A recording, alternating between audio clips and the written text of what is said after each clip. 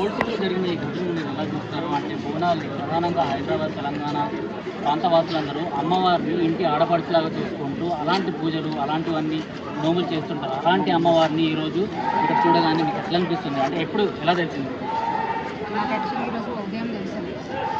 రాత్రిలో జరిగిన ఈ సంఘటన మాకు తెలియడం మార్నింగ్ తెలిసింది. ఎప్పుడైతే మహిళలు ఇక్కడికి వచ్చి రావణ మంగళవారం దానికి సంబంధించి పూజలు చేసుకున్నామని ఇక్కడికి వచ్చారు, అప్పుడే నాకు ఇమీడియట్గా ఫోన్ చేయడం చెప్పి అదే ఇట్లా జరిగింది, మన అమ్మవారి తల్లని గట్టి కింద పడేసి కాల్ చేయడం జరిగింది. మేము ఇక్కడ దాని సంగతి నేను తెలుసుకుందామని ప్రయత్నించినప్పుడు ఇది మధ్యరాత్రి 10 మంది ముస్లిం అమ్మాయిల వాళ్ళు వచ్చి కాలాలు పగలగొట్టి అమ్మవారిని తలలు నరికేయడం జరిగింది. ఇది మేము తీవ్రంగా ఖండిస్తున్నాము. ఎందుకు అంటే మన దేశంలో మహిళని ఎంతగానో పూజిస్తారో అలాగే అమ్మవారిని ఎంతగానో పూజిస్తారు. అందులో శ్రావణ మంగళవారం అయిన రోజున అమ్మవారిని నిన్న గోకులాష్టమి ఎంతో పవిత్రంగా చేసుకునే పండుగ రోజున ఇలాంటి ఒక చర్యలు పాల్పడినందుకు మనం అందరూ సిగ్గుపడాలి. ఫస్ట్ థింగ్ హిందువులు అందరూ ఐక్యమత్యమని మేము ఇలాగే చేస్తున్నాం. మీ ఊళ్ళలోకి మీ మోస్ట్లకి వచ్చి మేము ఇలాగే చేస్తున్నాం. ఎందుకంటే మీరు మీ దేవుళ్ళని ఎంత గౌరవంగా చూస్తారో అదే గౌరవం మా దేవుళ్ళని మేము అంతగా చూస్తాం. మరి అట్లాంటప్పుడు ఎందుకు ఈ డిఫరెన్షియేషన్? మేమేమి మీ మోస్ట్ల దగ్గరకు వచ్చి టచ్ చేయలేదు, మీరు మా గుళ్ళ దగ్గరకు వచ్చి టచ్ చేస్తారు. అంటే మీకు దేవుడు ఒకటి, మాకు దేవుడు అంటే మేము ఏం చేయలేము కదా. మీరు అనుకుంటున్నారేమో మాకు ఎథిక్స్ ఉన్నాయి కాబట్టి, మాకు దేవుళ్ళ విలువ తెలుసు కాబట్టి మేము మీ వాళ్ళని టచ్ చేయడం, కానీ మమ్మల్ని హిందువులు తలుచుకుంటే మీ ఆలయాలను టచ్ చేయడం ఎంతసేపు? అది ఒక్కసారి మీరు ప్రశ్నించుకోవాలి. కానీ హైడ్రామా చేస్తున్నారని ఏదైతే ఓవైసీ బ్రదర్స్ చెప్పారో ఆ హైడ్రామా వాళ్ళే చేస్తున్నారు. ఆ హైడ్రామాని కవరప్ చేసుకోవడానికి ఇట్లాంటి చర్య స్టార్ట్ చేసారు.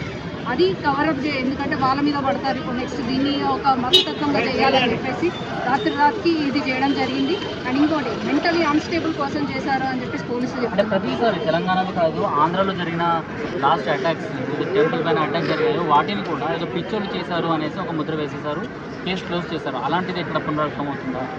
ఎగ్జాక్ట్లీ సేమ్ అదే మెంటలీ ఇంతకుముందుకు జరిగిన ఘటనలో కూడా ఇది చూసుకున్నట్టయితే ఇంతకుముందు దేవాలయాలు అయితే ఓల్డ్ సిటీలో ఎన్ని ధ్వంసాలు జరిగినప్పటికీ అప్పుడు కూడా మెంటలీ అన్స్టేబుల్ వాళ్ళే చేసిందని చెప్పేసి దాన్ని కవరప్ చేసి దాన్ని ఫుల్ స్టాప్ పెట్టారు.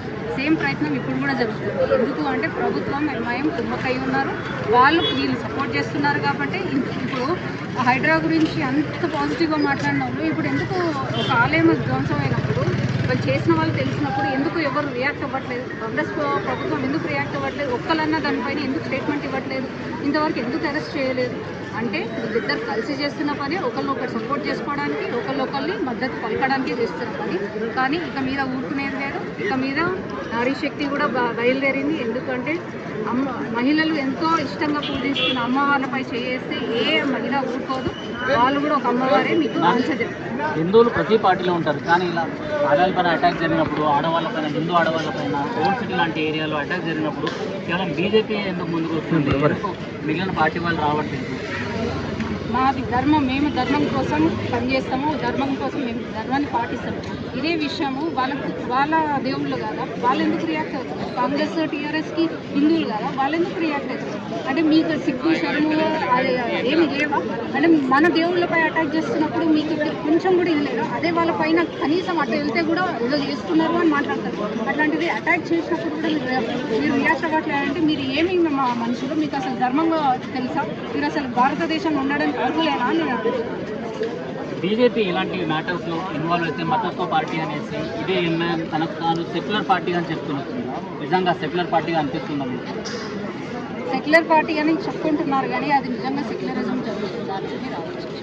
ఎందుకంటే ప్రతిసారి బీజేపీ దీని గురించి పోరాడుతుంది, కానీ వేరే పార్టీస్ పోరాడడం లేదు, కనీసం దాని గురించి మాట్లాడలేదు. రేపు ఇదే మీ ఇళ్ళల్లో జరుగుతే అప్పుడు మీరు ఏం చేస్తారు? సైలెంట్గా ఇట్లానే కూర్చుంటారా? బంగ్లాదేశ్లో ఏదైతే జరుగుతుందో సేమ్ మన భారతదేశంలో కూడా నెక్స్ట్ జరుగుతుంది. అప్పుడు దాకా మీరు వెయిట్ చేస్తారా? అంటే మీకు కూడా కొంచెం కూడా బాధ్యత లేదు, కొంచెం భారతీయులు అనేది ఇది లేనప్పుడు ఇక్కడి నుంచి వీళ్ళు కూడా వెళ్ళిపోవడం బెస్ట్ అని. ఫైనల్గా మీ నుంచి డిమాండ్స్ ఎలాంటివి? వాళ్ళు ఏదైతే మతిస్థిమితం లేని మనుషులు చేశారో అని ఏదైతే మేము ఆల్రెడీ పట్టుకున్నామని చెప్పారు, అది ప్రాపగాండా చేస్తున్నారు. కల్ప్రిట్స్ని ఏమన్నంటే సీసీ ఫుటేజ్ పనిచేస్తున్నారు. అప్పటిదాకా పనిచేస్తున్న సీసీ ఫుటేజ్ అప్పుడైనా పనిచేయట్లేదు.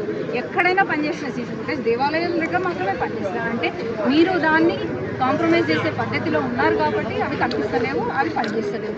నిజంగా మీరు కల్ప్రిట్స్ని పట్టుకోవాలి, వాళ్ళకి శిక్షణ విధించాలి. నెక్స్ట్ టైం ఎవరు దేవుళ్ళ దగ్గరికి రాకుండా ఉండే విధంగా ప్రభుత్వం చర్యలు తీసుకోవాలి. అప్పటి వరకు మేము హిందువులు, సరే భారతీయ జనతా పార్టీ హిందువులే అనుకోండి, మేము మాత్రం ఆపేది.